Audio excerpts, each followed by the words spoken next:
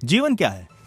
सोचा था झिलमिल सितारों का आंगन होगा, रिमझिम बरसता सावन होगा, ऐसा सुंदर अपना जीवन होगा। सोचा था थोड़े गम होंगे, थोड़ी खुशियां, मिल बांट के बीत जाएंगी ये घड़ियां, छोटा सा परिवार जो संग होगा। मगर सोचा न था आंख खुलेगी, ख्वाब टूटेगा, बातें जो कल का सच थी आज के लिए वो सपना होगा। क्या मालूम था जीवन तो वही है जो सोचा न था। मैं श्लोक, 28 साल का नौजवान, बिहार का रहने वाला था, मगर नौकरी मुंबई में किया। छोटी सी ख्वाहिश थी मेरी, छोटा सा 2 BHK फ्लैट, जमी हुई नौकरी और बीवी बच्चों के साथ सुकून भरी जिंदगी। एक आम आदमी इतना ही हासिल कर ले तो खुशनसीब माना जाएगा ना। मैं भी इसी खुशनसीबी की तलाश में मेहनत कर रहा था, पूरी ईमानदारी से। मगर क्या हुआ, ज्यादा पैसे के लालच में ज्यादा काम ले लिया। सोचा जवान हूं, कर लूंगा। फिर यह ख्याल भी हावी हो गया कि अभी नहीं किया तो बढ़ती उम्र के साथ तो और मुश्किल होगी। बस यही मात खा गया। 3 दिन और 3 रात जगकर काम पूरा तो किया मैंने, शायद सांसें भी पूरी कर ली। सुकून भरी नींद जो सोया तो फिर सोता ही रहेगा। यह थी मेरी पिछली जिंदगी, साल 2022 में। मगर जो जिंदगी मुझे अब मिली है वो तो कल्पना में भी नहीं सोचा था। हुआ यूं कि उस रात सोने के बाद मैंने जब आंख खोली तो खुद को एक दूसरे नौजवान के शरीर में पाया। यानी आत्मा तो मेरी थी, मगर शरीर किसी राजकुमार का था।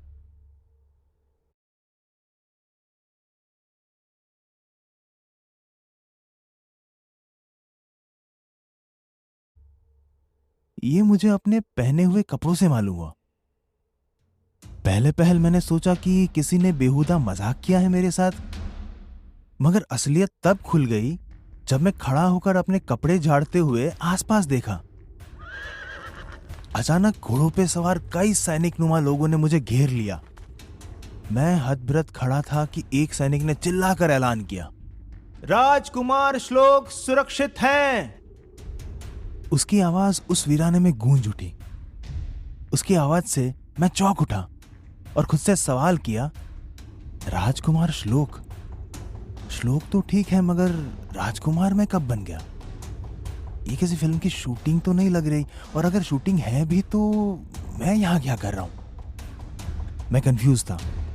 इसके पहले कि मैं अपने मन में इस सवाल का जवाब ढूंढ पाता, सैनिकों ने तुरंत मुझे साथ चलने का आग्रह किया। मैंने साथ जाने में ही अपनी भलाई समझी और चल दिया।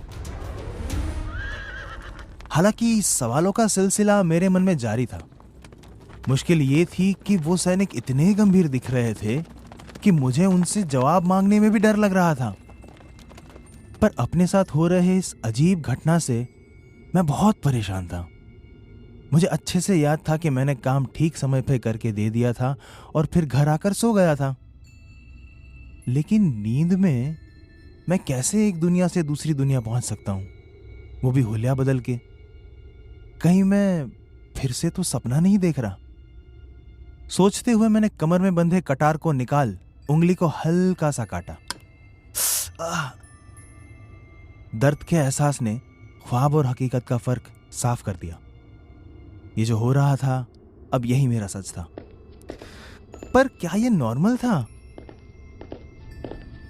जब तक मैं सोच में उलझा था तब तक मुझे एक बड़े से महल के एक आलीशान कमरे में लाकर बिठा दिया गया। मैं अभी बैठा ही था कि एक बुजुर्ग से व्यक्ति पधारे। राजसी कपड़ों को देख राजा लग रहे थे। चाल में ठहराव और चेहरे पे नियंत्रित रोष था। मैंने उनकी ओर गौर से देखते हुए पहचानने की कोशिश की, मगर दूर दूर तक कोई वास्ता नहीं दिख रहा था। घूर क्या रहा है? शर्म नहीं आती? उनकी गर्जन भरी तेज आवाज सुनकर मैं घबरा गया। अवाक उनकी तरफ देखने लगा। एक तो शर्मनाक हरकत करते हो और फिर मुझे ही घूर रहे हो। ये सुनते ही मैंने नजरें नीची कर ली। देख रहा हूं तमीज भी भूल चुके हो। एक राजा के सामने कैसे व्यवहार किया जाता है और एक पिता को सम्मान कैसे दिया जाता है वो भी भूल चुके हो। ये 4 बातें सुनकर मुझे समझ में आ गया था कि सामने वाला व्यक्ति इस शरीर का पिता है। इस शरीर वाले श्लोक यानी राजकुमार श्लोक की पिता से बनती नहीं है और राजकुमार श्लोक निहायत ही बदतमीज इंसान था। अभी मैंने पहेली का पहला सिरा पकड़ा ही था कि राजा की आवाज फिर गरज उठी। मगर यह मत सोचना कि तुम एक राजकुमार हो तो तुम सजा से बच जाओगे, बल्कि इस वजह से तुम्हें और सख्त सजा दी जाएगी। उनकी पहेली से भरी बातें मेरा कंफ्यूजन और बढ़ा रही थी और इससे पहले कि वो कुछ और कहते, मैं खड़ा हो गया और हाथ आगे कर कहा, बस।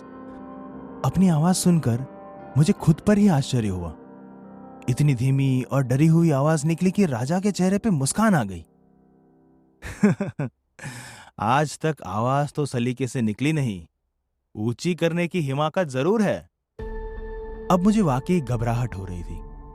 ना आवाज मेरी, ना शरीर मेरा और ना ही दुनिया मेरी। भगवान किस पाप की सजा दे रहा है मुझे।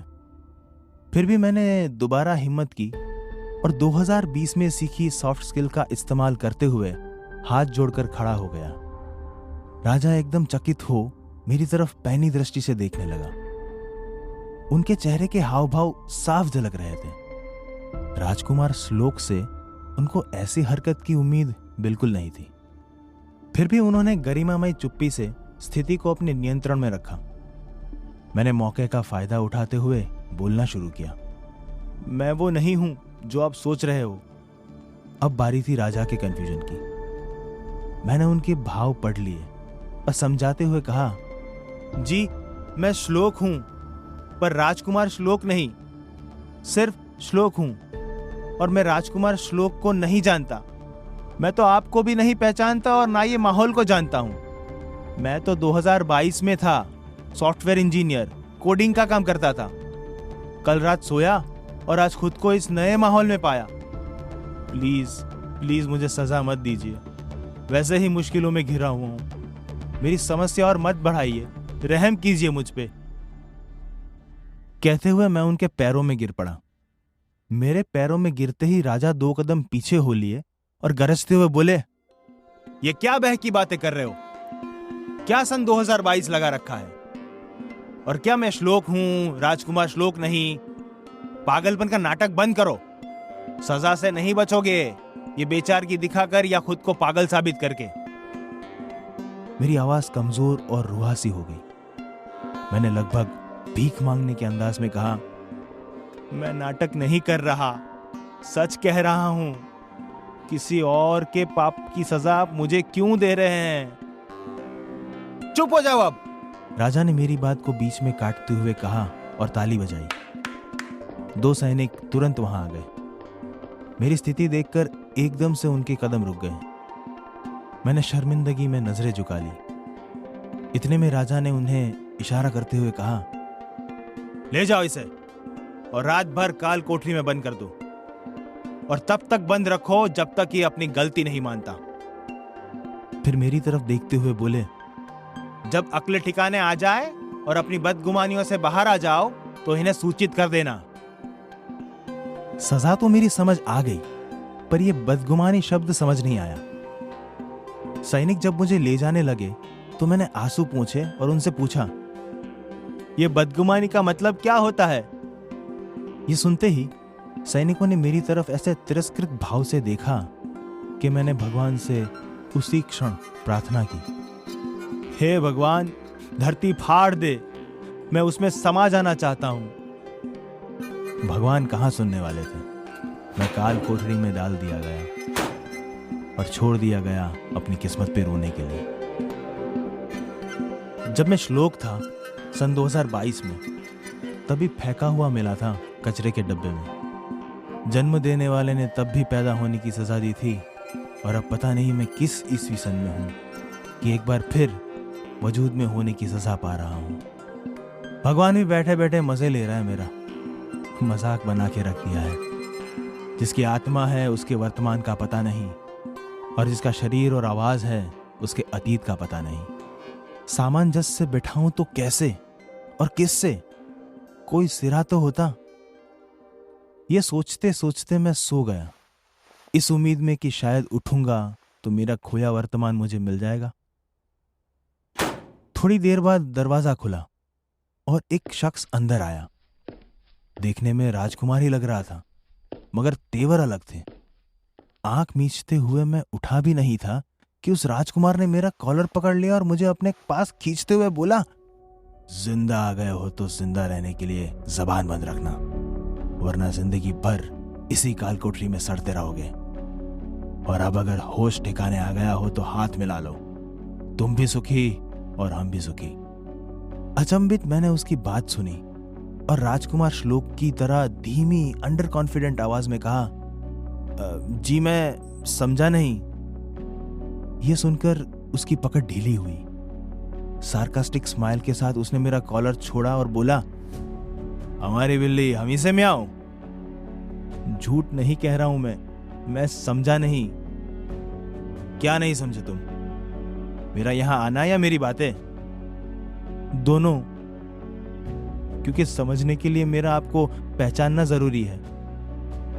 मतलब? जी मेरा मतलब है कि मैं आपको नहीं पहचानता। तुम मुझे नहीं पहचानते? मैंने ना में सर हिला दिया। शाबाश, उस्तादी उस्ताद से। आप सीधा बात क्यों नहीं करते? हमेशा पहेली में क्यों बात करते हो? सुनते ही राजकुमार की भौहें तन गई। फिर बिना कुछ कहे खड़े हुए और कहा, फिर तो तुम बिल्कुल उचित जगह पे हो।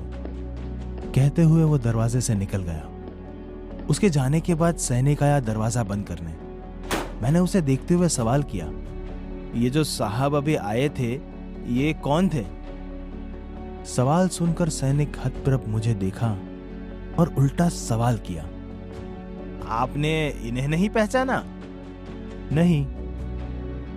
उसने मुझे दो पल को देखा और फिर हल्की सी मुस्कान के साथ कहा, क्यों मुझ गरीब का मजाक बना रहे हो कुंवर जी? मुझे आप लोगों के खेल से दूर ही रखिए। इससे पहले कि मैं कुछ कह पाता, उसने चुपचाप कोठरी का दरवाजा बंद कर दिया। इतने में काल कोठरी की खिड़की से एक पत्थर आकर गिरा। सकपकाया सा मैं धीरे से हाथ बढ़ाकर उस पत्थर को उठाया तो उससे एक कागज चिपका पाया। मैंने कागज खोलकर पढ़ने की कोशिश की, मगर अंधेरे में पढ़ना मुश्किल था। मैंने जाकर दरवाजे पे खटखटाया। थोड़ी देर में दरवाजा खुला। वही सैनिक आया। मैंने उसे कागज दिखाते हुए कहा, पढ़ना चाहता हूं। सैनिक पास आकर कागज को हाथ में लिया और कौतूहल भरी नजरों से देखने लगा।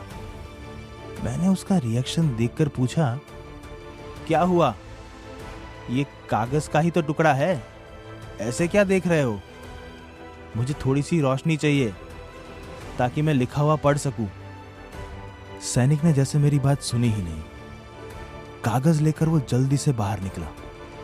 उसकी चाल में हड़बड़ाहट और घबराहट दोनों थी। बिजली की गति से उसने दरवाजा बंद किया और भागता हुआ चला गया। मैं भौचक्का बैठा ही रह गया, जब तक पैरों की आवाज आई।